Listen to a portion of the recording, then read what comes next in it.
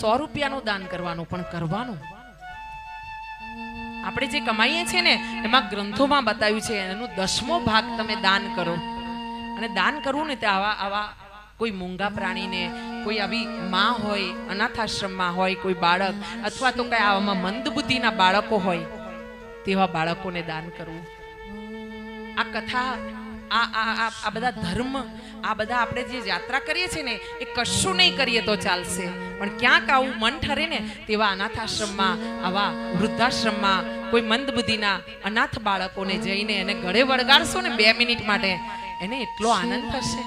એ જીવન જીવશે ને ત્યાં સુધી યાદ કરશે કે કોઈક આવ્યું હતું મને ગળે વળગાડતું હતું.